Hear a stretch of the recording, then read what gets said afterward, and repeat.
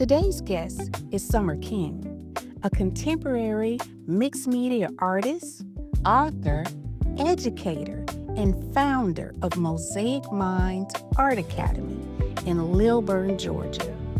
Raised in the South Bronx of New York City, Summer discovered art as both a refuge and a voice long before it became her profession. Today, her work is rooted in storytelling, resilience, and the healing power of creativity.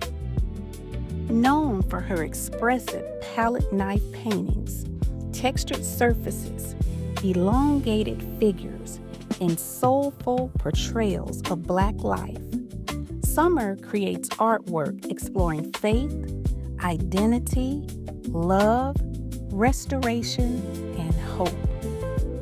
After surviving a life-threatening illness requiring emergency surgery, Summer experienced a profound transformation. Through art, she found healing, strength, and purpose, inspiring her memoir, Art Heals Pain. In 2017, she founded Mosaic Minds Art Academy, helping thousands of children, teens, and adults discover artistic confidence and the therapeutic power of creative expression. Please join us in welcoming Summer King. Thank you. Thank you for having me. Hey, thanks for joining Drawing from the Soul. It's good to have you. Yep. And I just want to say thank you for persevering and making this happen at all odds. When the storms and power outages and this is not just a one day. It's something that's going to be said. Absolutely. You are a force, and we surely are excited to have you here today. So thank Thank you. you. Thank Yeah, you. I nothing. appreciate you being here. Yeah, nothing's gonna stop a good thing from happening. So Absolutely. glad to have you here. So let's jump right in. Summer, I know a good deal about you, and have had the opportunity to participate in some of the Mosaic Minds Art Academy. What do we call, like, career days, Mm-hmm. and met a lot of the students, and I really enjoyed that. So for all the people out there and who are tuned in, can you share with them basically where you are now, like who you are, where you are, and your mission, and then we'll take it from there. Wow. Okay. That's a big question. Right now, I have a lot on my plate because I always have like a big goal. So there's like always a big goal that I'm trying to achieve. So right now I'm in the process of the primary goal is growing the company. I want to create more of like a college, more like a art college. So that's the big goal. Yeah. Um you know, I have a book I'm working on. I have a jewelry company. I have a lot on my plate and I'm getting ready to get married again. Never give up on love. So, so I have a lot going on. And I'm just trying to make sure that I am still achieving like those small goals, like making sure that like the families that I have now, the students that I have now are being served, the best that I can.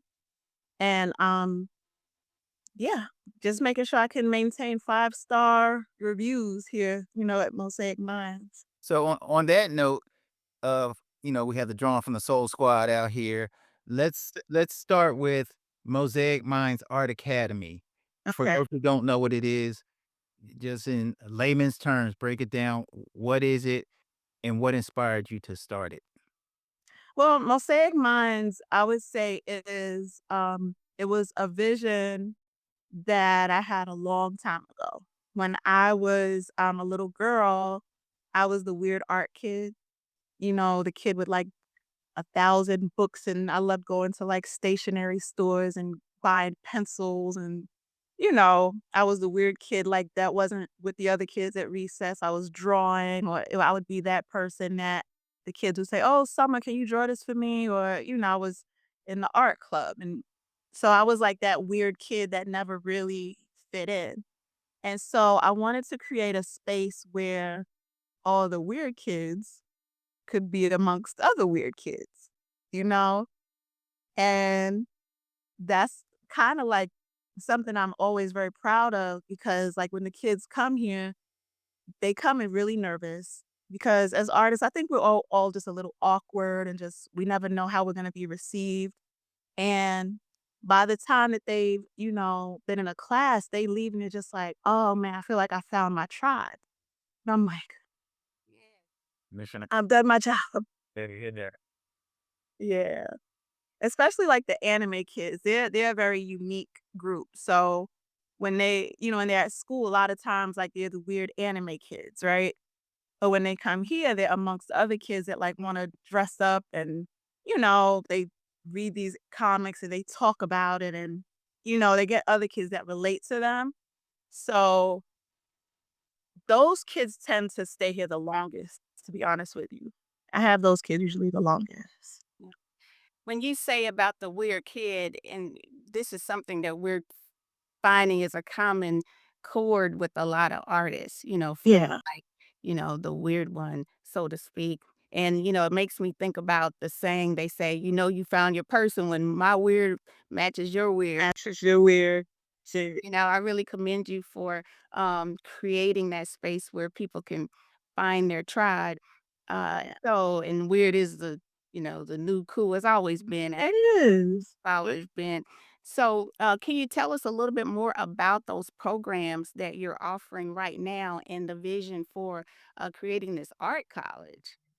Yeah, I have, we grew from, like when I started, I had one class I offered, which was, like, homeschool classes. I had homeschool art classes for homeschool kids, and, they were $10 a class, and, I started off with about 5 students, and 3 of which were my own kids that I used to kind of I just would take pictures and make the classes look full.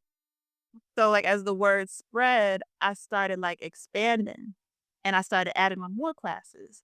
So now we have classes for teens. So we have a teen anime club, a junior anime club, which is for the younger kids. We have, specifically drawing classes for ages 8 through 12, specifically painting classes for ages 8 through 12. Then we have digital art. We have comic book art. And then we have classes for teenagers. I help a lot of kids in high school prepare their portfolio. So I have a class called Portfolio Development. So where I actually teach that one, and I know what the schools want. So I help them to I kind of guide them into like making sure that their portfolio will be accepted, you know, in the admissions process. And then we have camps and stuff like that, which is what we have going on right now. So you have children starting from, I suppose, who have had no experience with art, and you take them all, and you also have classes and programs for those who are preparing for the next level. That's Yes. so I can see how you're making that forward motion to an actual art college. And Yeah. I saw that I believe your site says that you have classes for adults as well. We do. Yeah, we have classes for adults. The funny thing is adults just are not at I would say adults talk themselves out of stuff a lot, right? Kids are so excited and they want to please you and they want you to be proud of them. So they don't quit. Adults are a lot hard. They will say, "Oh, I'm not good at this," and quit. Whereas the kids, I keep kids. I have a student that's been with me. She started when she was 12 and I hired her as a teacher now. She's 20. So they're And now she's those who are young at heart, so to speak, and willing to be open to the process, you do Right. have something to offer for Right. also. Yes. Okay, excellent. Do you ever get elders, like people in their 70s? Well, not quite here, but Well, you don't look as genuine and beauty. Well, yeah, that is it's so crazy, like, it's that weird in between that that's the age where people are just, like, they don't really believe in themselves to be able to kinda, like, tap into that inner child and have fun with art and all of that. So it's like, either it's the kids, teenagers, like, maybe, like, early 20s that are really excited about it and more dedicated, and then the elders that wanna kinda tap into something that maybe they used to love that they abandoned because Yep. life got in the way, right? so I would like to ask you that when introduced how you move in terms of these big goals that see it, and so I wondered, how long have you had that type of vision, and how did your growing up in the South Bronx shape, the artist, you've become and having those big goals? Well, I think, with growing up in the South Bronx, I was very sheltered, so I wasn't really allowed to, like, roam the Bronx or, like, New York City like some other kids. So what was close to my house was the Bronx Museum of Art, which I think is quite, it's divine that it was that close in proximity to my home that I grew up in, and that was probably the only place that my grandparents would let me visit. And so I remember the first time I went into the museum, I was just so fascinated and I just felt different. I felt like seen, I felt accepted, I felt understood. I could really appreciate everything around me. And I remember just spending so much time. I just kept going back and kept going back. And they had an art club for kids. And that was kind of like what really ricocheted me into like, okay, this could be a possible thing, like I could really make this a reality. I didn't think about it like monetarily, but it was just like an outlet for me to, actually get away and then go home and be in my room. 'Cause I'm really a loner. I'm an introvert. So, I'd be in my room and draw for hours and things like that. And so that's what created the love for art. It was like I would spend a lot of time at the library because my mom was a librarian. So now I'm into like art history books and I'm learning about all of these artists. And I didn't, because I was kind of talked out of like pursuing art as a career, I always had it, like, in the back of my mind, like, "No, one day I wanna be an artist." I'll do all of the things that, that are guaranteed, but in my heart, I was always an artist, and I always created. Mhm. So let me ask you this: what was the home life for you? Like, was there creativity in the home? Like, did you have siblings, and was the family, was it like the Jackson Five family? The arts and music and live music, or was art something that you had to find yourself because you may have felt detached because nobody was really into that around you, like, or and even the environment, because you say South Bronx, I've even with all the things, that people think of the South Bronx, it still is Mhm. a creative environment, Yeah, you absolutely. know what I mean? So share that with the squad. Um, I was not, my family is Caribbean. We're Jamaican. So, um most Caribbean families, they encourage you to go into, like, the medical field in some way, right? So it's like, you're gonna be a doctor, you're gonna be a nurse, those are, like, kinda like the careers that, like, we brag about. "Oh, my daughter's a nurse," "My daughter's in healthcare," something like that. So, I was kinda like the oddball. I grew up with my brother who is, he's not an artist, but he was a lot younger than me. And I have 4 sisters, but that's my half sisters, and they didn't live in the same house. All of them are in healthcare now. So I'm the weird artist, right? So I was the one that was like, I had a neighbor that took me to Greenwich Village, and I just remember being in Greenwich Village and feeling like I was at home. I was like, "Oh my god," in Harlem, like, the places that I would go when I had someone that would take me, and these are the places I kinda would sneak off to as I got older. Yeah. Um, Harlem was just, like, to me, like, the colors and the cultures and the foods and, the music, and then the Village was like, I saw all of the weird art people, and so, yeah, that kinda, like, molded me. So I didn't wanna stay in New York. I knew I didn't wanna stay because I wanted to be able to kinda be free.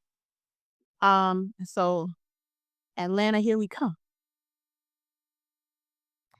So, what what is it what was your next step in terms of actually venturing into starting art? Did you attend an art school?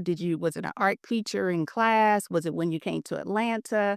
Or where did you, get to unpack all of this that you had inside of you and start expressing it? As I got older, when I once I being at the Bronx Museum of Art kinda, like, catapulted everything, right? And so, when I was a senior in high school, at first I was gonna major in fashion design. No. Yes. First I was gonna major in fashion design because they would not support me to, major in, like, visual arts. So I said, "Okay, I'll do fashion." I got into FIT, but I didn't wanna stay in New York, right? So I said, "Okay, I'll study journalism." I got into a couple schools in Atlanta. I came to visit Atlanta. I saw all this Black excellence, and I was like, "Oh, yeah, Atlanta it is." So I came down here, and then I still I didn't immediately kinda, like, focus on the art. The art was kinda like background noise at that time. I was trying to make my family proud and be a successful anything, you know, Mm. that they would see, potential and feel secure about my career. So, the art kinda was just, like, always in the background. So I would just take classes or, just, spend hours at, like, art supply stores and just rack up, like, these huge supplies of, like, art materials and just have, like, a studio space where I would just always work. Mhm. So, the actual this happening, like, the art school and everything, was way down the line. So, well, first of all, I just want to say that where would we be without artists? You know what I mean? Without you all, Right. without the artists. So, just gratitude for you sticking with what was inside you and Yes. all artists, because yes, there are those so-called secured routes. Right. Where would they even be Right. art? So, when once as you were, starting to express yourself creatively, what was it or who was it that affirmed your gift as an artist? Well, definitely my aunt Annette. She when I was in high school, she paid for me to take, this class at Parsons School of Design, which was another school I had been, accepted to, and it was an art class, and she paid for me. She said anything she was always the aunt that, like, if I said, "I wanna move to Italy and sell seashells on the beach," she's like, "Okay, alright, how much?" She was just like, "How much you need to get started?" She was just that well, she still is, very encouraging, so it didn't matter what I wanted to do, she always had my back. It still does to this day, so that was definitely a good support. You said that was Aunt Annette? And that yeah. Sarah, Aunt Annette. No, no, no.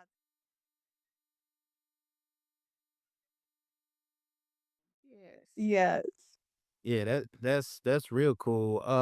So okay, so because my question was gonna be why Atlanta? Like, what brought you to Atlanta? But you kind of broke that broke that Like down. excellence. Yeah.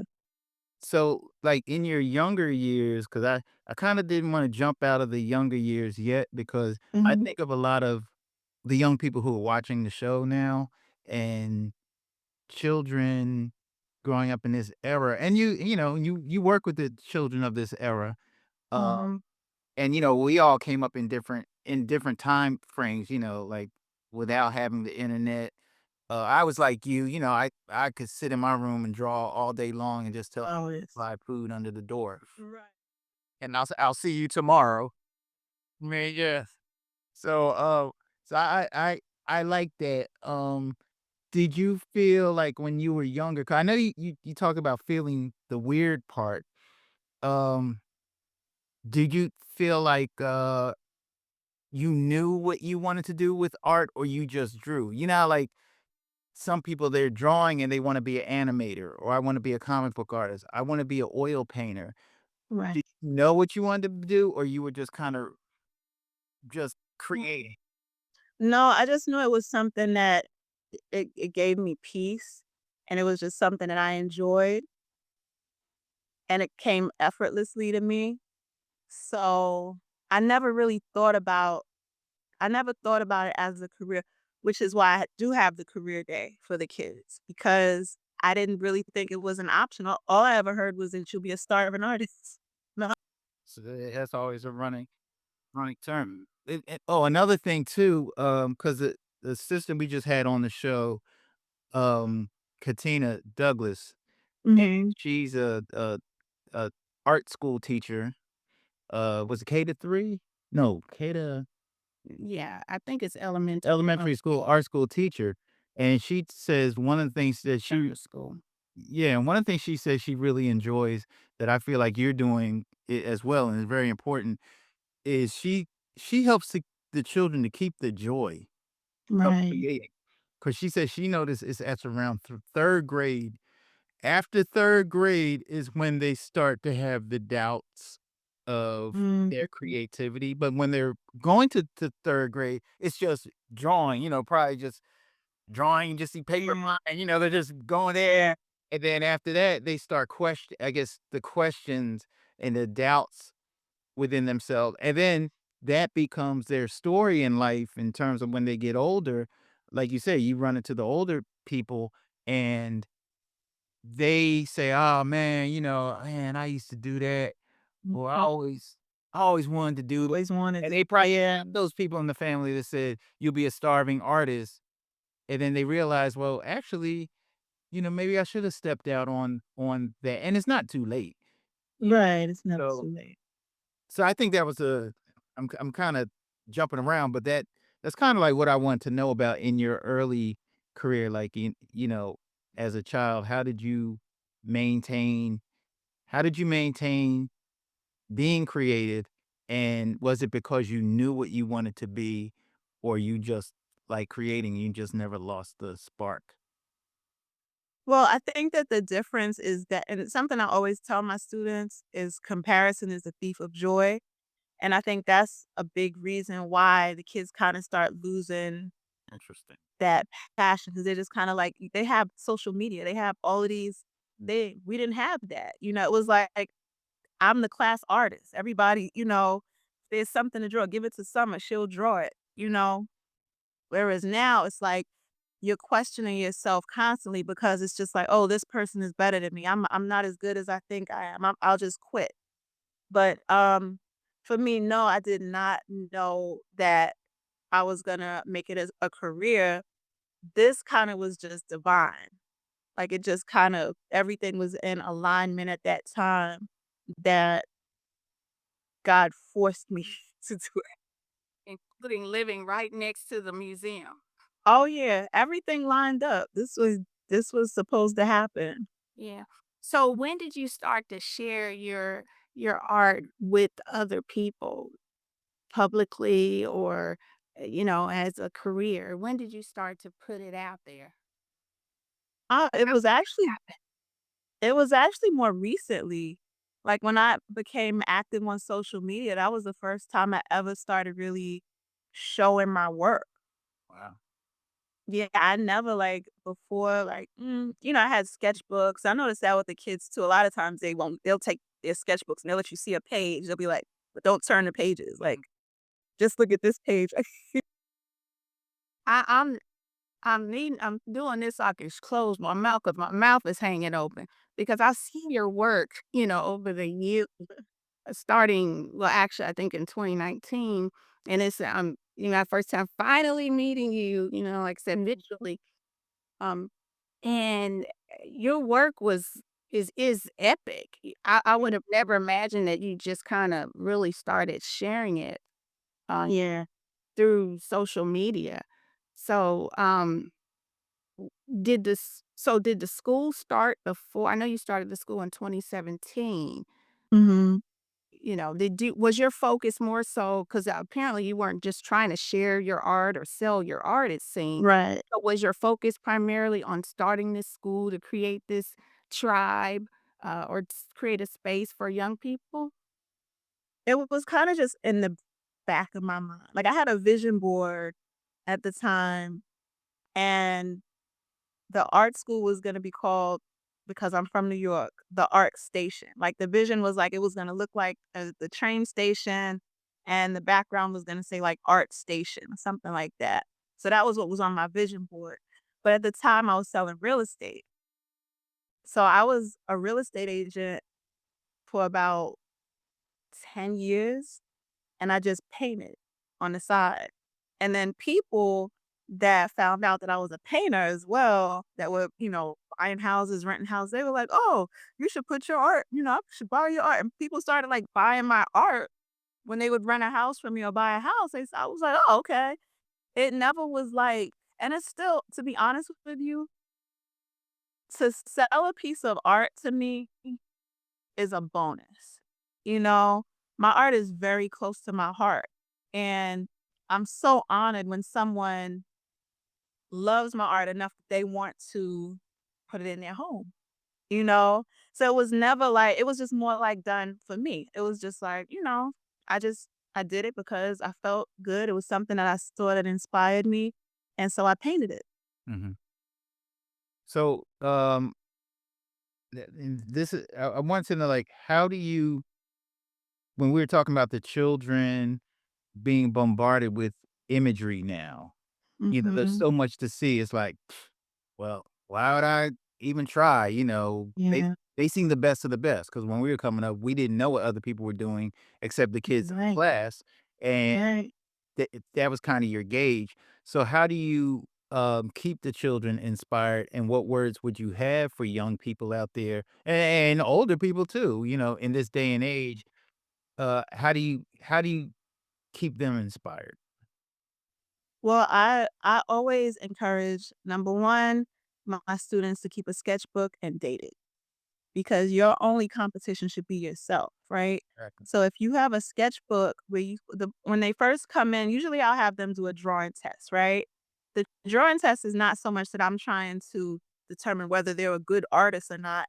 That's something I'm going to keep, because when we're, you know, 4 or 5 months down the line and they're doubting themselves, I'm gonna pull out that drawing that they did on day 1 when they started and let them look at how far they've come 6 months later. And we know a lot can happen in 6 months, right? If you're consistent, you're practicing, you're doing all of the things, you're gonna see that growth. And that's what you should be focused on, not who else is doing better than you, or, you know, you should be looking at how far I've come and how far I can still continue to go. So that's how I encourage them. And adults, the same thing. I have a wall in this school right now with my art on the wall. And I switch it out so my students can see me even improve. Mhm. I would like to ask as you're laying out the like as a mentor and a role model for children about how to take their art seriously, what do you say to children or even to your younger self in terms of having this background and family that, like, many families are telling you to go the practical route, but you have Right. it in your heart. So clearly you've found your way back to yourself, or you Right. left in terms of the art. But what would you say to your younger self or to a young person or child who's trying to figure out the practical aspects of, okay, I need to make a living, and I know it's different for every person, but how did you kind of move through that? You said you sold real estate. No.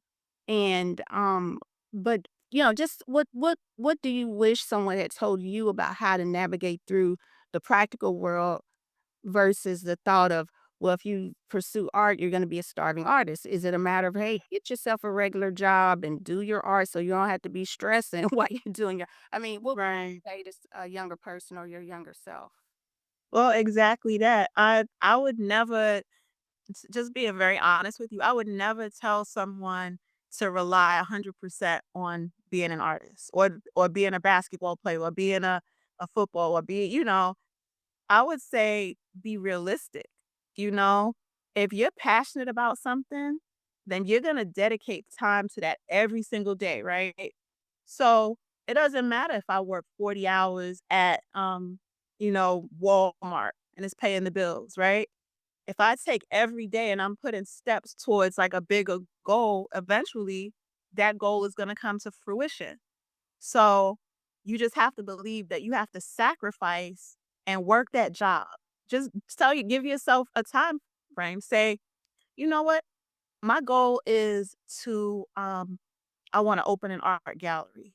Okay, let's look at the steps that it's going to take for me to open an art gallery, right? And while I'm doing that, I'm going to work this job and I'm going to put away a certain amount of money so that I can open that art gallery. You know, I would never say just jump into something like, okay, world, here we go. I'm going to take out this $15,000 loan and, no, I would say be smart about it. Either when I opened this, I sold real estate for years, and that's what funded the dream, you know? Yeah. Here's a question I was thinking about. Uh, and this has to do with, a lot of us sometimes we get, me and Kimmy, we were talking about this, imposter syndrome. Like, you Mhm. know, am I qualified to do what it is I'm doing, or why me? Like, like, do people think I'm legit doing what I'm doing? Right. You know, because yeah, because that's why another reason why I was impressed when I first heard about you. Other people told me about you, and I said, "Wow, man, I always wanted to start an art school." Because I had my, You have. yeah, that's like years ago, and even when I had that and I had students, I felt like it wasn't a real art school. It was just me, with trying to teach some kids in the neighborhood, and an interesting thing about it, because I've always told my father, like, I wanted to go to like a art college, like that was not like a typical art college. I kinda had a vision of how I wanted the art college to be, and then my dad said, "You gotta do it yourself." And I was just like, "Me? How am I gonna do it?" Then here it is, like, years later, I had one, and it was actually the same year he passed away when I had Yeah. art college. So I remember that was, like, one of the last conversations I said, "Yeah, yeah, dad, I got, like, some students in the art college," and, he was on the phone because he wasn't doing well, and he said, "See, you got it. You got Mhm. it." So, to me, it was just like, oh, I was thinking, like, I just have some students in the back of Yeah. the store, but his words were like, "No, you have that school that you've always said you wanted." Right. So, sometimes it's like we have things, but we're waiting for some type of magical dust to sprinkle on us. I agree with It's legitimate. Yep. You are legitimate. So, I was kinda sharing that story because it kinda tied in. I never shared it with you, and that's why I said when I look at you, I'm like, "Yo, she got it." I'm thinking like my dad said, "Man, she doing it like last time, and she got a lot of kids," you know what I mean? And now you're going to the art college. Did you ever go through those moments like, "Am I qualified for this?" Or did you always go and say, "Yo, I know I can do this?" No, I to this day, I'm actually surprised when people come in here all the time, and I don't know if I'm just like a very humble person, but they come in and just like, wow, you know, "You have an art school?" And I'm like, "Yeah, I do." Like, it's like, I don't really know how to describe it. It's like, this is just so, like, I feel like it shouldn't be fun. Like, why is my job fun? Yeah, I think it was a book, years ago called "Do What You Love and the Money Will Follow." So That you part. are actually exemplifying w that possibility. This is Yeah. what that could be. You're doing what you love, and and it's legit. It's a real thing. Right, right. Yeah. Yeah. And a lot of times people come in and it's a beautiful thing because they'll come in and they'll say, I Googled, art schools near me. And when a black woman with locks popped up, I was like, "Oh, let's go." And she's got 5 stars review. That's where we going. Come on. And they'll bring their beautiful black princess in here and she'll give me a big hug and they'll say something like, I'm such a crybaby. I'm not gonna cry. You know, Mhm. Mhm. ah, What they say, take your time. Take your time. Yeah. they'll say something like, my little girl is seeing that it's possible, you know. So I'm such a crybaby. Is keeping Just yeah, just you and it means so much to me because, you do have to have representation. You have to see yourself. You have to see yourself in someone else. You have to see someone doing the things that you think are not possible, you know? So when they come in here, I work so hard to deliver good service because I already know I'm gonna be judged hard, right? Obviously. So I work harder and I work very hard to deliver good customer service and to make sure that these children are coming here and they're actually learning. They're actually really drawing. They're actually walking out of here better than when they came in. And what is the saying about the crown? Heavy is the crown or something like that. Something like that, but I look like you are it, and I would like continue to wear it without any weight of thought, Right. of the thought that you have anything more to prove. All you have to do is just keep being and keep shining, you know? Right. Just keep showing up and doing what you're doing. Eh hey. Oh, I just want to say something real quick. Now I wanted to like, sit in that moment, of your emotions because, um, I always talk to some other friends of mine about when we get emotional, like when we talk about people in our lives that means something to us, or you spend a lot of your time, because people don't see all the hours that you spent trying to build Right. the bills that you had to pay. They see the final thing. Oh, this is great, but they don't know what you had to do to keep the lights Girl, on, when the lights were about to get cut off. Yeah. the relationships you have with people to protect your properties and things like that, and make Right. sure it survives. And so when you shed tears and things like that, it's these aren't moments that you rush through uh, to get back to the interview. It's like Just some more. ma- it's like these what's surfacing is what you really feel.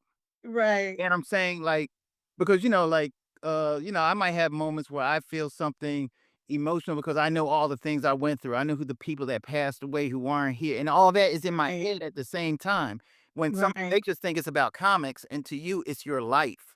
Right. That's what Drawn from the Soul is about. We want to show the artist's life. Like, yeah, we could look at the paintings. The paintings are cool. There's a lot of YouTube pages and channels where people are talking about their artwork, and it's cool. I like that too.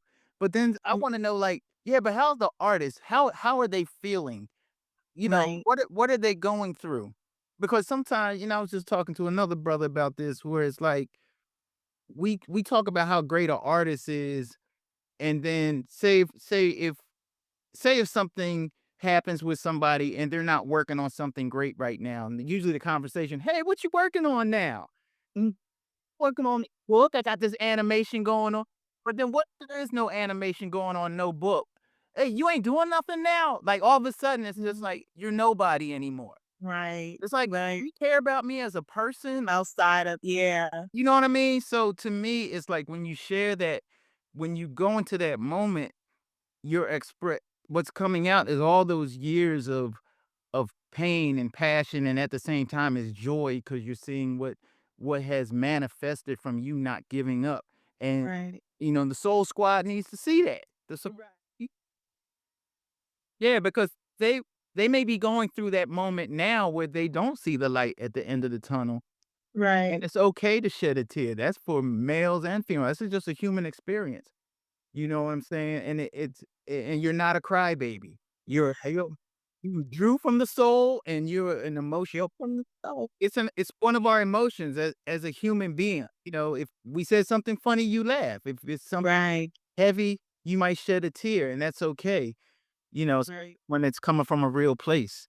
The art coming from something, that's the spring of it, and I was actually thinking along that lines in terms of there's this song, "You Don't Know My Story, You Don't Know the Things that I've Been Through," and how that's what Daoud is speaking to, of course, the story, and so what I was thinking of, also with what you just shared is, how you said about spending so much time alone and it takes that to bring out, the expression, you know? yes, So right, so, um, what would you say before we turn the corner a little further, going back to your younger self and, you know, younger people or anybody young at heart doubting themselves or just spending time alone, considering that nowadays there's so much that's we're outwardly directed, and unless we take some time to pull and see what's in ourselves, we won't be able to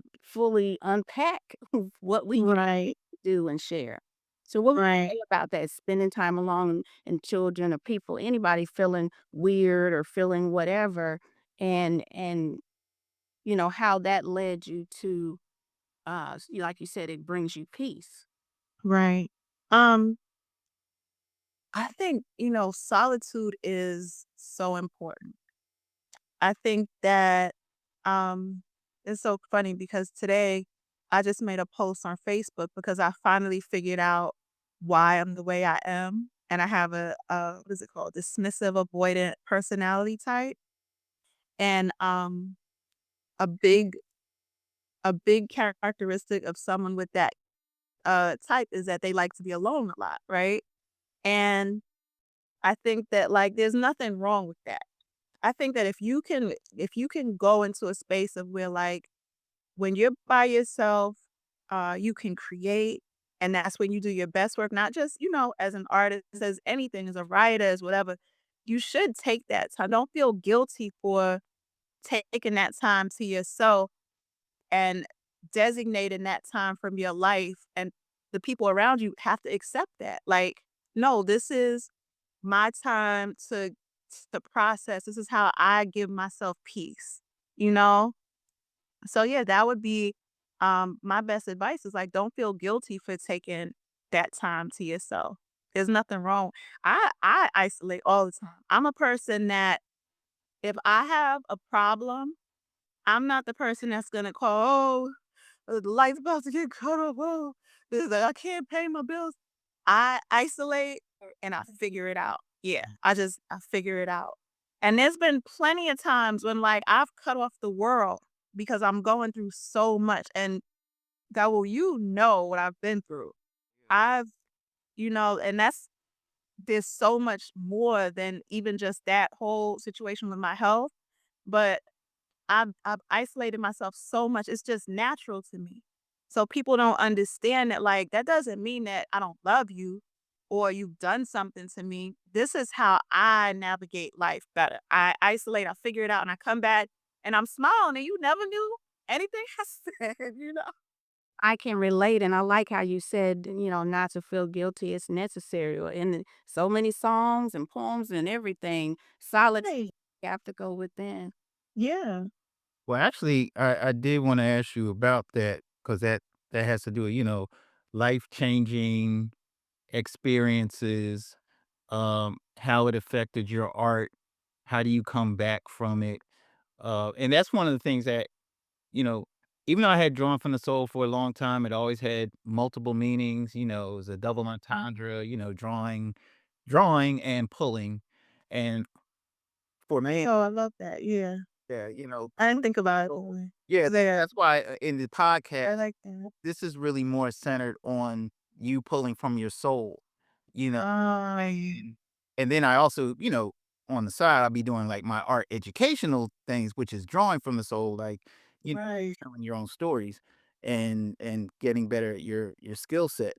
But you know, because when we both talked about, coming up when we drew all the time as kids and we had this Right. passion for drawing, and then for me, my life changed, like, when my mother passed away, that was the first time I didn't wanna draw. So that was kind of a weird thing, like, "Man, I Mhm. don't feel like drawing because that's, like, the main person who always supported me and went to my art shows and stuff like that. Um, and in your case, I remember when you were telling me about your situation, and I was like, "Man, that how do you come back from that?"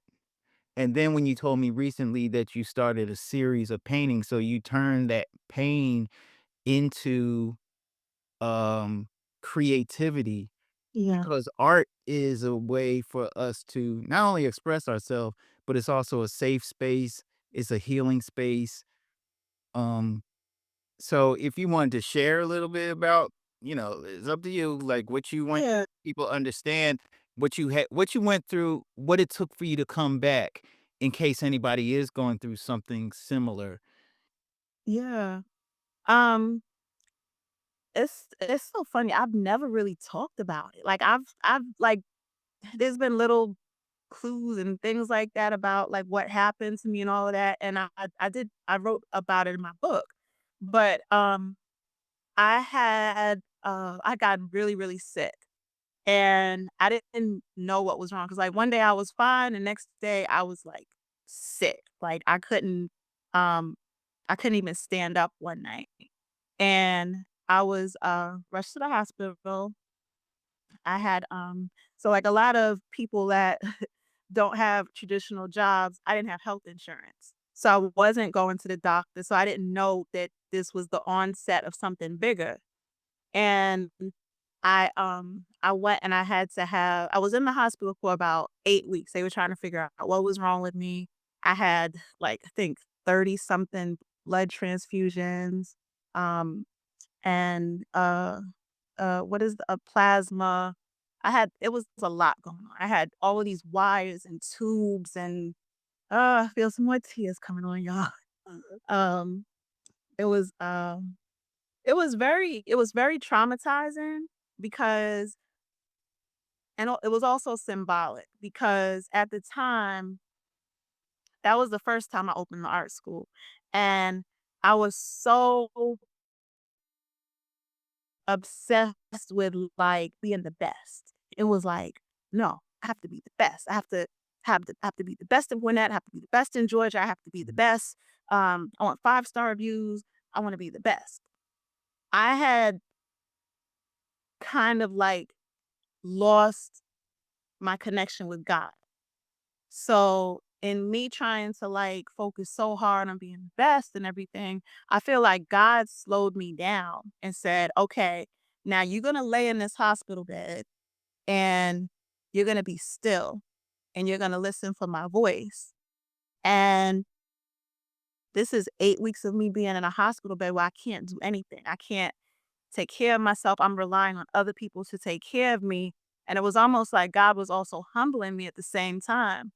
It made me appreciate small things. Like I remember laying in the bed and looking at the window, and it was just this little tiny little bit of sunlight that was like on the little bench near the window, Yeah, yeah. and I couldn't get up to get to it. And it was like for me to have to call someone to help me with these wires, and they had to like come and tell. I was like, "Can you just put me? I just want to sit in the sun." It was God just like humbling me and bringing me back to Him because it was like, "No, you're nothing without me. This you can't even use the bathroom by yourself. Someone has to come in here." and help you use the bathroom and clean you. So you're gonna lay here. And then one day, and it was also a time when like my sisters and I became a lot closer because they were essentially coming in and taking care of me. They were really all I had. Even my ex-husband, he came in and he was helping me out. And we were divorced already for um maybe like a year or two. And it was um it was a time when I had to kind of understand that like there's something so much bigger than me. I'm not the most important thing in the world. My kids were there. They were seeing me in this like very weak state to the point where I would say, don't bring them because I don't want them to see me like this. I was losing weight. I was down to like maybe like 90 pounds or something like that. And I'm 5'5". So I was tiny. And I didn't want my kids to see that because, who wants to, you don't want to know. They thought I was going to die. You know, I remember every day and I know I'm long winded, but um, This is it's a big part of like my story now. It's time. I remember like the doctors when they would come in the morning, they never looked like encouraging. They were just like, we don't know if you're gonna make it. Yeah. And I was like in my head, and the crazy thing is I was never afraid. It was like my faith was getting stronger by the day. It was like, no, God's not gonna take me away from my kids. Like I got things to do. God's not gonna take me away from all of this. And I remember I had like and I don't know if it was the medication or what it was, but it was something in me that I would go to sleep and I would see like this vision of like this woman like running. She would be like this, like warming up and she would be running. And I used to be like, no, I'm gonna live. I'm gonna live. I'm gonna fight. I'm gonna live. And I remember saying that to myself like every day. When they would come and I didn't care that they would say, and we don't know if you're gonna make it, telling my ex-husband, we don't know this, it doesn't look good and all that. And I was never afraid. And then one day I was I wasn't allowed to eat. So I hadn't eaten for like 8 weeks because the whole thing was like Crohn's disease. They didn't know what it was at the time, but it was Crohn's disease had like attacked like my my intestines, like everything was like inflamed. And so I remember I wasn't allowed to eat. I snuck a little tiny piece of, I think it was like some trail. It was something I wasn't supposed to have. And I remember I hid it like under the blanket when the nurses came in and they were like, "You're not eating, are you?" I was like, "No, I'm not eating." And that same night when I ate that, I woke up in the middle of the night and I felt like I just needed to go to the bathroom. And in my mind, and it could have been like all the medication that I was on or whatever. Normally, you're supposed to call for the nurses to come in to help you go to the bathroom and all of that. And as soon as I stood up, I collapsed. And so I was on the floor, all these wires like wrapped around my arms, and I was laying on the floor and I was crying because I had like peed on myself and I was just on the floor crying. And I was just like, why? Like, why me? Why is this happening? And the next thing I knew, I just got this pain. And then they put me back in the bed and I remember just blacking out. And when I came back, the room, there was like what seemed like 100 doctors and nurses in the room. They were just moving like this. And I didn't know if I was dreaming or if it was real. And I was like looking around and I'm like, I don't feel the pain anymore, but I'm looking around and I remember it was a nurse next to me and kept going like this in my face. And I was like, what what's going on? And they were like, just stay with us, just stay up. And I was like, am I dying? And I said it just like that. I was like, am I dying? And they were like, we're not gonna let you die. We're not gonna let you die. And I was just like, okay, but I still wasn't scared. That's the crazy part. I still just was not afraid. I was like, I'm gonna live. Like I'm not worried. And then from what I understand, they had like brought me back with the that was why I had blacked out. And Mm.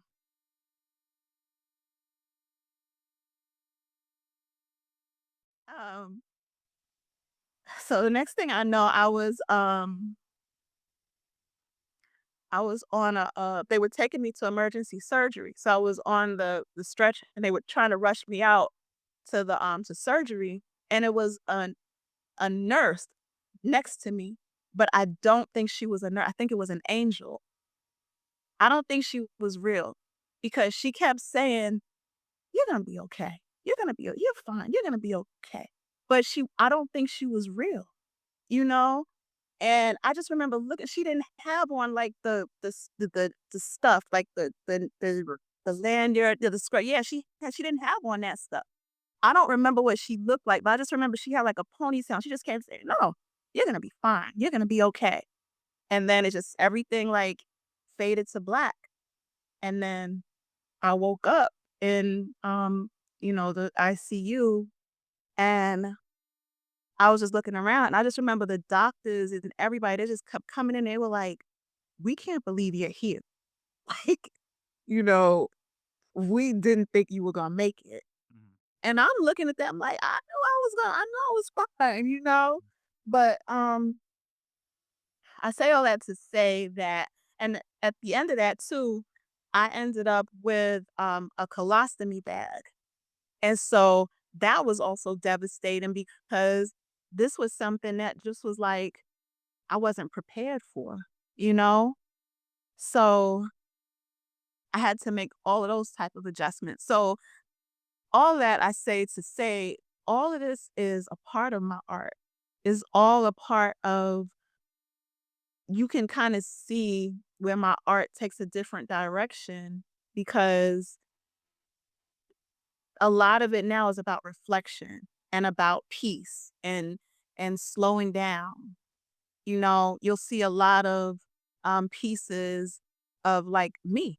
Most of my art is about me or like a woman that's just like alone. And most of the time, even if she doesn't look like me, it's usually me. Mm. Mm.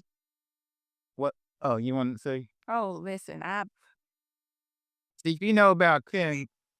Yeah, Kim, that her her specialty is health and healing.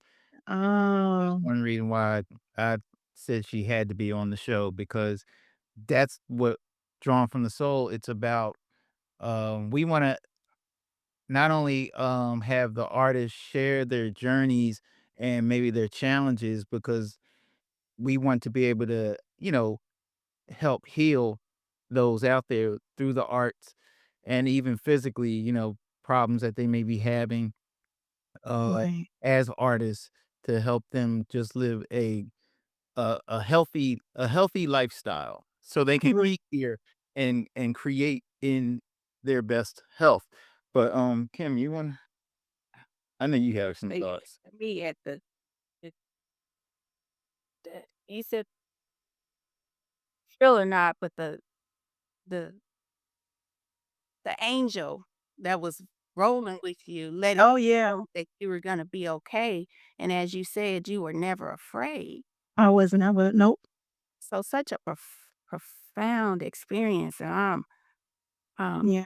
so yes, so many things I want to say, but one, as a nutritionist, we are, and as what the show is about, we are taking a holistic approach into life. Right.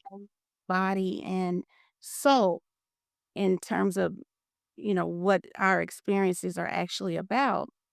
And so, there's a saying I say, some of us say a lot, called issues get in the tissue. So, what we're feeling like, you shared some of the things you were going through, or thinking, or what your mindset, before this happened. So could you go back there a little bit for a moment, about, emotionally what you were going through when this occurred, and what do you see now? And I'm sure a lot of this is in the book, the journey, but what do you see now, in terms of what you were going through at the time emotionally? And then, having gone through this experience, how has that, um, How has that deepened you in some way? Definitely, it made me fall back. As soon as I feel like I'm, like, too ambitious, I guess you could say, I'll say, "You know what? Did I pray today?" Mhm. I prioritize starting my day with prayer, always. I have a alert on my phone that tells me to pray every morning because I never wanna be in a position where, like, God is not the first most important thing in my life. So, I prioritize prayer every single day. Um, I think that now I'm at a place where, um, I understand that it's okay to have goals and it's okay to, pursue your goals aggressively, but it's about balance. So that's kind of where I am now. It's like I don't overwork myself anymore. There was a time when I would stay up all night trying to, research and do this. And I go to bed about 9 o'clock. I let my body rest because I don't want it to ever make me rest again, Right. you know? Right, right. And I was wondering, how you said before you were concerned or worried about being the best at this and the best Hmm. at that. And then as you went through this literally life threatening, it sounded like you were right at the edge of life through this experience. You said you weren't afraid and you had faith. So has that Right. faith, you know, um, transferred to those things that you used to worry about in terms of the practical aspects of life and want to make sure you didn't get any complaints and that Yeah. embarrassed. Has that impacted that area of your, you know, I think when like something like that happens, it changes you because I'm really not afraid of anything anymore. I'm like, I died.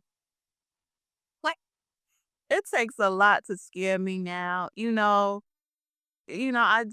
I kind of go through life and just let life happen. I don't worry. I pray and kind of let stuff be. I just don't I'm not the same as I was before this. Whereas like I worry, oh, this do people don't like me? Oh, this, I don't care. Yeah. Okay.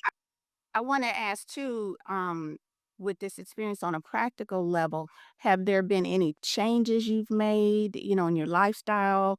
Are there things you learned, on a health level or nutrition level about whatever was going on before and the changes you may have made now to Yeah. contribute to your healing process? The funny thing is like I was vegan for 2 years. So that was what kind of like it I was surprised that I even dealt with that because I had always prioritized like only consuming things that were good for me, right? I've never been like an unhealthy eater. Like I will from time to time, if my body is craving something, I'll eat it, right? But I've always been very health conscious and as far as like what I eat. So when all of this happened, I remember going into after I was healing and everything, and you know how you go back to your follow-up appointments and stuff, and they were trying to put me on all of these medications. Yeah. I was like, "I'm not taking that. I'm not taking any of that." So, I really that's when I really got into, like, my herbalism, and so I've that's another thing I do, I guess, you know? So, I do, like, a lot of natural juices. I limit, like, my sugars and things like that. They told me I remember sitting there when I was having that consultation about all of these medications that I was supposed to be on. And the doctors, so yeah, so this is so and so and so and so. It's like a 30% chance it'll give you cancer, but not taking the But say might cause this. deed. I'm like, yeah, no, I think, and this was 6 years ago. So to me, I know people that have the same illness. I don't claim it, so I don't even say that I have it anymore. But I know people that have had it as long as I have, that are on all of those medications, and they walking around in walkers, and they look sick. Not to knock modern medicine. It just ain't for me. Yeah, yeah. You know, to me, I'd rather just consume good things and heal. I believe God put a cure for everything on earth and it's accessible to us on earth.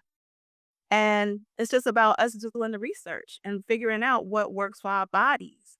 And to be honest with you, I never have in pain.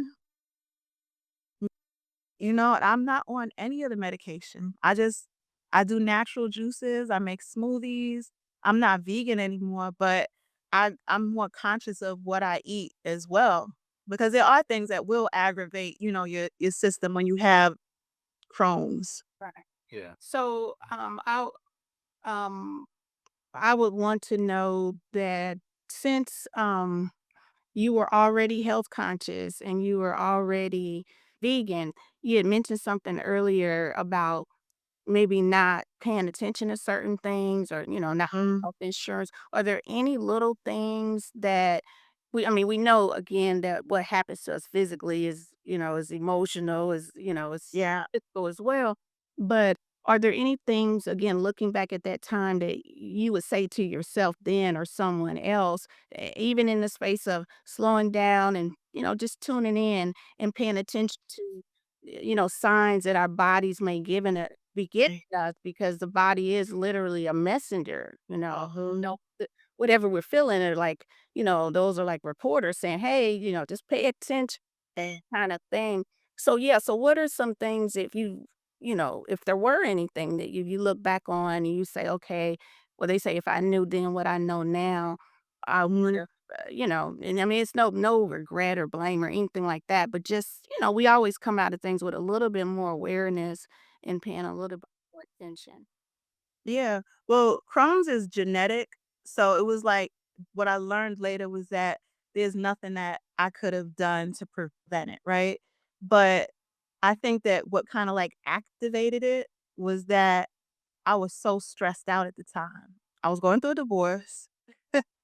I had been married for like 13 years and it wasn't a great marriage. So I was coming out of that and I was kind of like independent for the first time in my life. So at the same time, I'm trying to navigate being a single mom with 3 kids and not having the money that I was used to having. So now I'm trying to figure life out by myself. I don't have the protection of a man. I don't have, the provision of a man anymore. So I'm trying to navigate life for the first time on my own.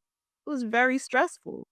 So when they say stress can make you sick, I believe it. Right. So I that's believe one of it. that is a takeaway for and one of the main things to pull out of it because like you said, stress is as detrimental. Well, you didn't say this part, but the same point, as the food, the Oh yeah. everything else, because it's literally the atmosphere that our cells and everything are living within. And so, just with that emotion, those emotions of fear, Right. with fear at the core of everything, I can imagine the body, feels that inflammation, whether it's an autoimmune disorder or whatever the case.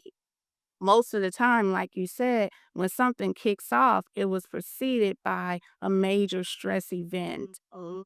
That's something we can take heed to because we may push it and get through it, but the toll that it takes. And your body will tell you to slow down. That's why I prioritize peace now. Like anybody that's like argumentative or as soon as I start to feel like this is too much, Yeah. They got to go. they gotta go. Yeah. You're not gonna disturb my peace. Yeah. Yeah. So, now I really appreciate you sharing that. I know that's a difficult time, for you. I just think, the fact that you shared it is it's going to be very important because I know that we know there's people out there dealing with some things right now, and a lot of them they feel like they're alone. Oh Like yeah. they're alone in their pain. Um, and then when we like I said, when we tie this to creativity, like you have I guess because this channel, I'm kinda speaking to the creatives out there. Um, Mhm. when you have these challenges, it can affect your creativity, especially if say somebody has a job, they're working on a job and something like this happens midst the job, and then they're just thinking about, man, I gotta finish all these drawings, and at the same time, I can't get out of my bed. Right. But their whole life, they were always able to just finish the drawing, just do what they gotta do. Now all of a sudden, like you said, they're humbled, like, I can't draw right now. I can't physically create right now. Um, My and hand used to shake. That was how bad it was. yeah, you see what I'm saying? So Yeah. now that you have, you're back in, you're looking good, you're ready to, you're making Ex things happen, um getting back to your art, what has that done to your creativity? What type of work are you doing now in contrast to how you were working before? Have you changed the medium? I know you say you work with palette, you like palette knives, Yeah. working with the palette knives and blocking things in. Has that changed, or is it the same, or is it just the subject matter has changed? Has your teaching style changed? How you work with the children, has that changed? Mhm, everything changed. The it's very funny too because I'm not so obsessed with perfection anymore. It's like before it had to be I had to learn how to draw, everything had to be Yeah. in proportion.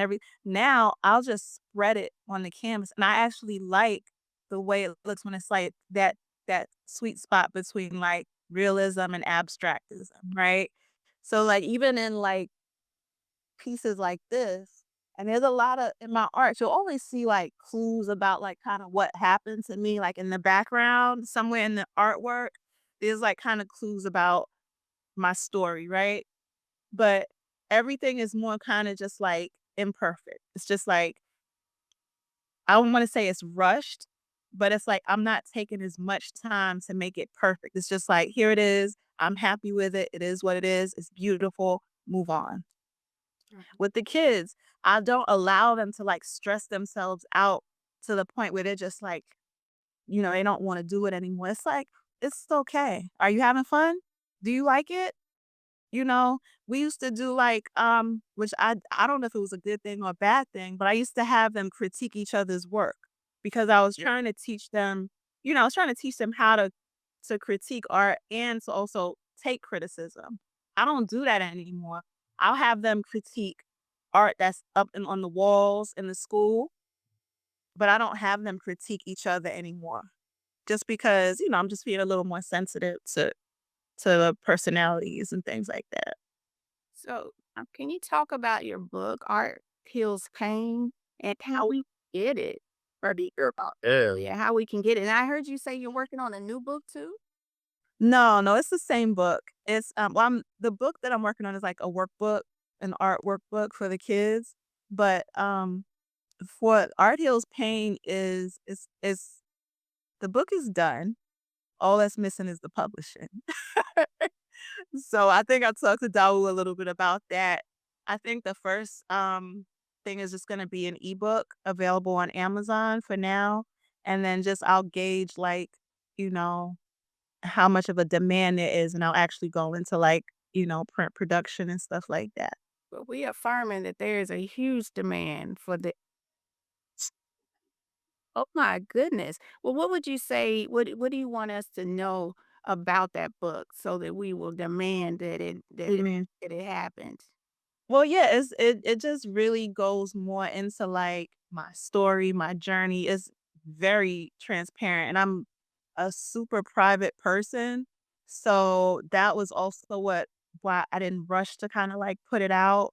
I had to protect the people. I've changed the names of a lot of people in the book as well because even though it's my story, I don't really think it's fair to like show people to share other people's story at the same time.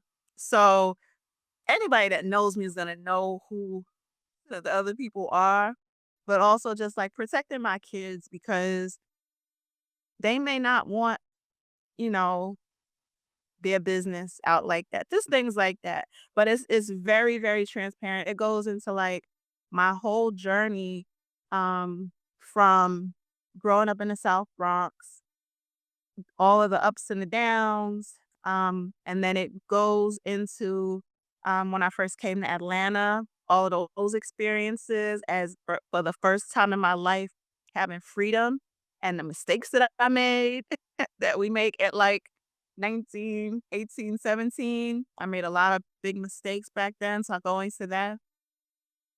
The things that I'm glad that we didn't have social media back.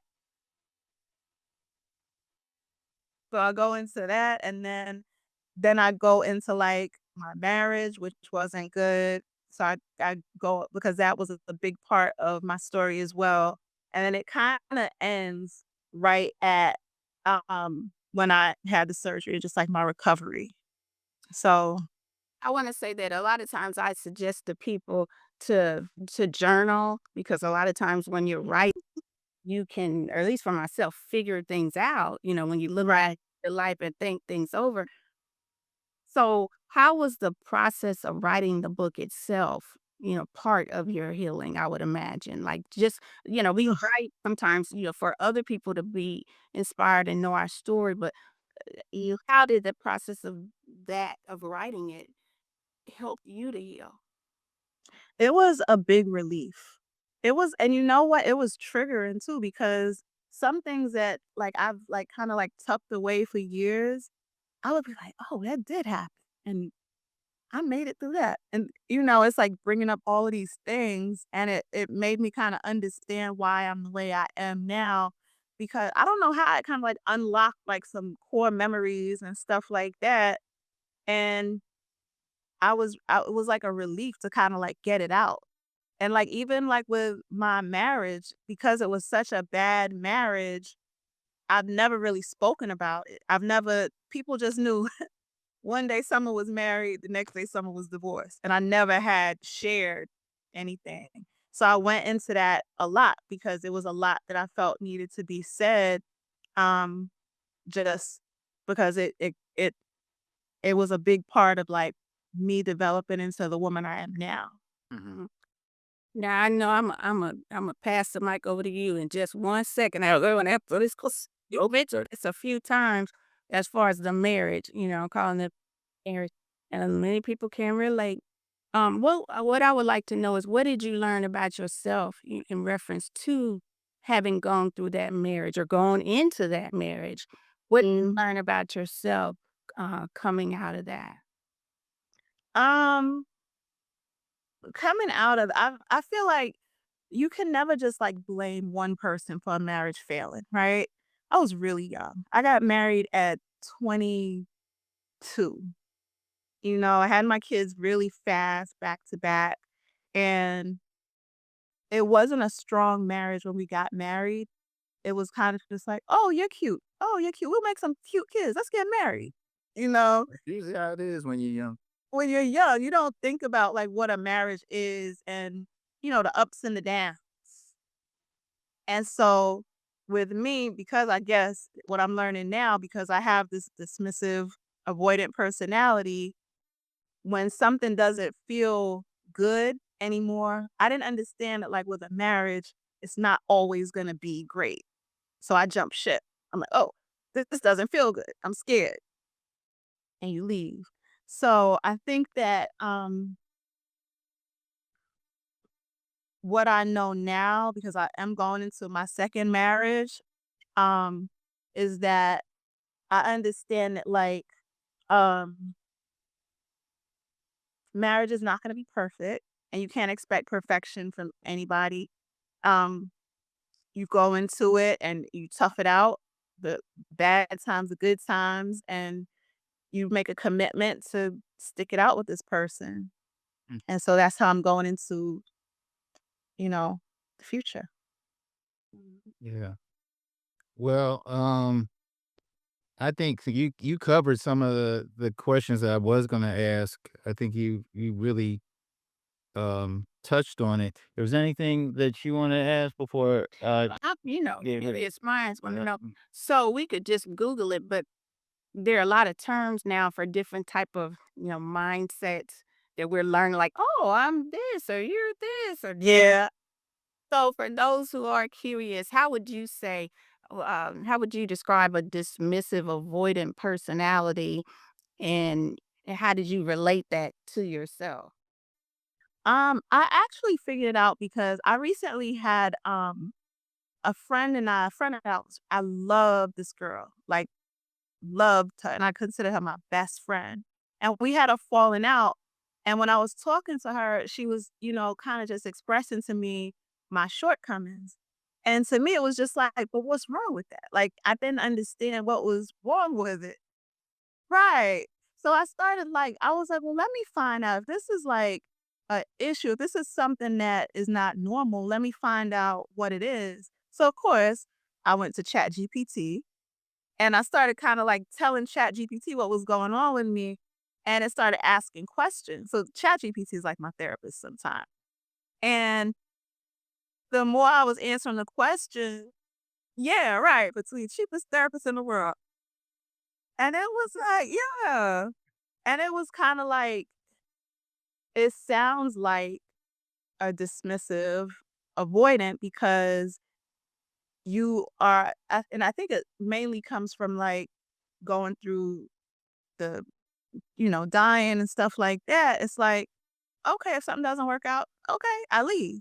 It's not like, I don't feel like I don't feel like I have to be connected to people. You know what? I'm fine by myself. So when I don't have to talk to people every day. Or I don't have to, you know, and it's not fair because some people do have that requirement. But to me, it's normal to just be like, oh, I want to isolate for 2 weeks.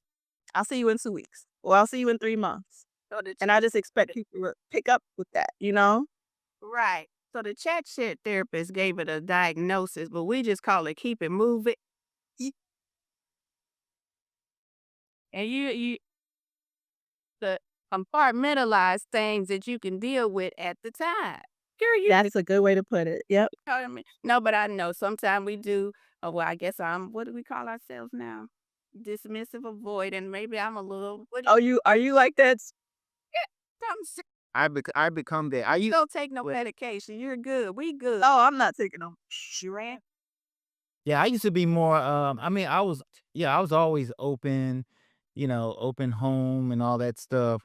I think over things that I've experienced, I become more, I, you know, I have things that I feel like I want to accomplish. I don't really waste a waste a lot of time, if Mm, I feel like, how's this really, serving me? yep. And it's not completely to me, it's not really well, I guess I didn't think of it as dismissive. No, I looked at it focus. We're not gonna take on these extra. yeah, yeah. I just think it's like you're focusing on yourself because what you learn from your situation is the value of life. The Yeah. I see how you have the sands of time right there in your painting. And Yep. you become aware of the sands of time. Like, when you were younger, it's like, yeah, whatever, I got all things. I did found hold your It's just like, no, I don't got time to be playing around. I can't be playing around with dumb stuff. I got time got to things to do. Yeah. So I got a new name for the diagnosis. It's called wisdom. Fa- Riz, for sure. We made that as rewinder. Give you perspective. Take your time and be it's late when you feel like right. Yeah. Uh, So it's all good. It's all good and there's great things that came out of a experience like that, an emotional and traumatic yeah. experience like that. So before we wrap, what would you like to share with the people in terms of where you're going, where your goals? We want them to come on out, bring their children out to Mosaic Minds Art Academy, and they can come out to Mosaic Minds Art Academy. Even if you think you can't draw, there might be a little artist in you that's begging to come out, and it takes Yep. Mosaic Mind to tap that little person and bring them out. Absolutely. Well, another beautiful thing is that we're gonna be doing virtual classes again. Well, So yeah, starting in August, we're doing virtual classes. I used to do it a long time ago, but by popular demand, it'll be back. So wanted to hear yeah. about that. So, it's a few things I wanna know about the jewelry. Yeah, I wanna know about them getting figure it thick, Yeah, yeah. and I wanna know just tell us how you, what inspired Mosaic Minds, the name, the concept? Oh, yeah. Mosaic Minds, well, it's so funny. When I was trying to figure out a name, that wasn't the original name. I think it was the creative studio at first, and I had posted these pictures from the kids' first art show, and a lady had commented under the picture, on Facebook, and she said, "Oh my gosh, children are the mosaic." And I was like, "She's right," because we have such diverse students. We have every kind of student as far as, like, nationalities. So and what is a mosaic? When you put in all of these beautiful things together and it makes something beautiful, even like broken things, you put them together and it makes something beautiful. So that was kind of like the story behind the name. It's like we're bringing all of these different people, different cultures together to make something beautiful that we share, which is the love of art. Okay. And you nailed The it. jewelry? The jewelry Boho Soul is Boho Soul Atlanta dot shop. And, I sell, brass and silver jewelry, um, things like this, like the cowrie and stuff like that, earrings, just, like, really eclectic, bohemian type of jewelry. Okay, where does the jewelry come from? I'm from India mostly. Okay, Yeah. yep, get out. Okay, and getting married. So let's get it. What's going on? We sure know. We got to know each other now. Yeah, I'm getting married. I had met him, like, right after I got sick. And the thing about that is, like, I was so unsure if, like I was so skinny. Yes, that will you remember because I remember when I first you took me to, the Cab Farmers Market, remember? And I couldn't even walk around the whole place. I remember I stopped and Dawood was like, "No, go ahead and sit and rest." Yeah, because I was really, really weak. And I just was kinda, like, nervous about getting back into dating because it was like who wants to take on somebody that's, like, sick, like, sickly? I hadn't gained my weight back, and I was just like, if it happens, it happens. If it don't, I'll just be alone." Mhm. And, I met him back then. We hit it off, everything was great. Then you know how you kinda, like, drift apart from somebody because life happens, and then we got back together, and, he's just always been he just accepts me and just loves me, like, even my worst parts, like my moods and my isolation. And so, because he gets me and everything, it was just like, okay, this just makes sense. So, Shout out yeah. Beautiful. to that shout out to that brother. And that's yeah, that's really important, because we definitely wish you the best, and we know how, all of our experiences collectively, we all went through uh Yeah. different types of challenges in relationships. But like I said in the beginning, you don't give up on love. You know what you want to have in life. Right. And like you said, you're at a point now where you went through so much. It's like it's not like you really have to chase it. You, like, let things come to you. Things come Exactly. to you, that's the thing that's right. 'Cause you Right. chasing after it. What you chase runs from you. Right, So, right. And you're mm, and you've come to love yourself and be with yourself in this realm that we're in, right. understanding that we're here for a period of time. Yep. I'm gonna love those people that's gonna love me. If they don't wanna love me, they can keep walking because 'cause I'm gonna keep doing what I gotta do. Yep. That's how I'm feeling. So yeah, I'm Who's supposed to be here will be here. exactly. So I'm glad to hear about that, brother, and I wish you all the best. Thank you. Don't give up on love and don't give up on yourself is part of the message that I have. That's right. Goodness. That's right. So the Soul Squad, hope the Soul Squad heard that because I know Oh, they all going to their own little ups and downs. yeah, but don't ever, like, give up. That's a big thing. I had a GoFundMe at one point when my school was getting ready people don't share the bad. They'll show you all the highlights.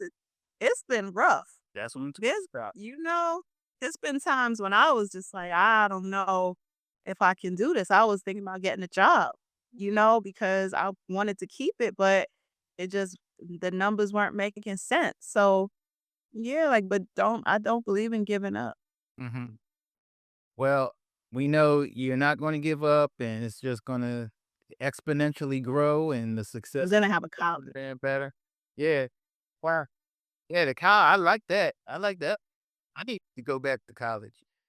Come on, I need you to teach. You be a professor though. No. I'm ready. Hey, I can continue the journey, like Yeah, they was saying, you just gotta do it. You gotta make it yourself. So that's what right. and so one of the last phrases we asked oh, and as far as your socials, that's gonna be on the interface the whole time. So we'll share Okay. whatever you want to share will be on the screen.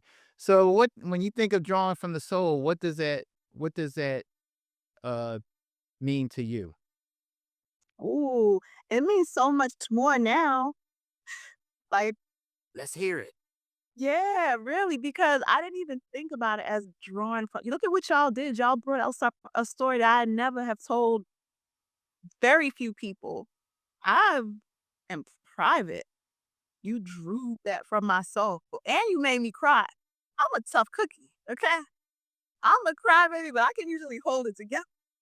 Hey, it's for the people to help them because some of them are probably crying right now, like trying to tell. Would say as a nutritionist, wellness person, is Mhm. whether we talking about gas or tears, it's better out than in. You know, My good. You're right about Isn't it? baby, out it curts. It's comedy. Comedy is good. I'm out there. The emotions, the issues get in the tissue. So those experiences, as Doe was, talking about earlier, those are stories, those are experience. right. It's still stored up. It could be under the armpit, could be where it be, So we wanna, and it has energy attached to it. So and it's not always sadness. It's just the weight of the experience, and it's a lot. So And saying it out loud. yeah. Yes, we don't wanna get stuck in the as they say, the throat, chakra, Mhm. or stuck wherever. A lot of these illness situations are stuff. Mhm. So, Christ, if you got anything, well, we What? Yeah, I mean, was that your? I know you were having your definition. oh, Was yeah, that drums, yeah, no. Yeah. No, I mean, I love that because it's drawn out these things that and that's how our art is as well. Like, we're drawn from our soul and we express ourselves on canvas. Like, this is a piece that is very deep if you know me. If you don't know me, you probably look at it and be like, oh, it's a lady walking through an art gallery looking around. But you wouldn't know that, like, she's looking at times in her life when that's me. I lost my life, and came back from the dead, Mhm. you know? yes, and I don't know if you thought of this, but when you said about when you were in the hospital and you saw that glimmer of light and you were trying Yeah. to it, that's just the image I see. I didn't know if that's in the picture or I have what. that one and that one. You see this lady? And you said you were. Just real quick, you said you were inspired to work on a series after what you went to. So these are pieces from your series. Oh, yeah. So this is kinda like about that light. This is called the baptism because I wanted to get into that light. So you can see she's kinda most of the women in my art are, like, wearing white because that's just spiritual to me. It's kinda like just pure and clean, and I was, yeah, I just wanted to go sit in the light because I was in the hospital. Wow, So, that's one of them. that's incredible. What is the series called? The series is also called Art Heals Pain. My website is someoftheartists.com, and a lot of my pieces are on there. Well, and one thing, when you talk about art heals pain, writing your memoir, because I say I was really looking forward to that because I've always been trying to write my memoir for years. Yeah. And I said, I always want to see how do other people writing them because I was dealing with that too. Do you put real names in the, Yeah. do I leave this part? What part do I put in? What part do I leave out? And I was like, and I used to say, who wants to hear my story? Like, like action things.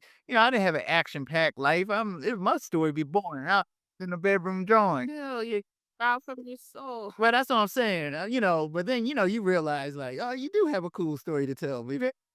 But when it's you, when it's yourself, it's like, yeah, chasing the ice cream man. Who want to hear about that? Right. Like who wants to but I guess there's so many people are like, yeah, it's like they're like, I don't know, just like how people watch reality TV. You watching somebody in their house, like Yeah, doing what thing, whatever. right. So I guess I struggle with the same thing. That's why I wasn't really so quick to release the book because it was like, does anybody really even care to hear my story? Yes, we do. I'm here, mm, my hands on it. But so Well, all right, so Summer, we really appreciate you taking out the time and we got through the power, the storms and the power. They Sometimes more than one on different days. get more than once. We tried to set this interview up more than once, and they tried to stop us, but they that's a liar. Mhm. power. So, thank you again for not just for coming on the show. Thank you for all you do Thank for you. for the children out there. All you do for the, like I said, for the adults and the elders. Thank you for sharing your story because I know that's going to touch some people, and that was the whole purpose of the show. And anything else you wanted to say? I just want to say thank you for sharing your heart, not just with us, but throughout your life, following your heart in terms of sharing your art.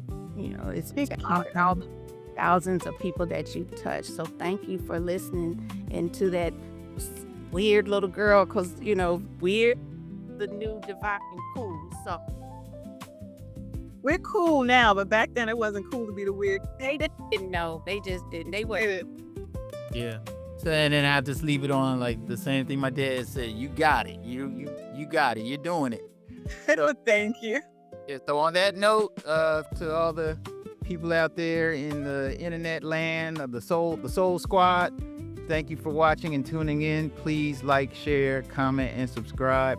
If this show touched you in any way, put it down. Put it down there. Tell us what you think. Don't be shy, and Right. pass this on to your family members and friends.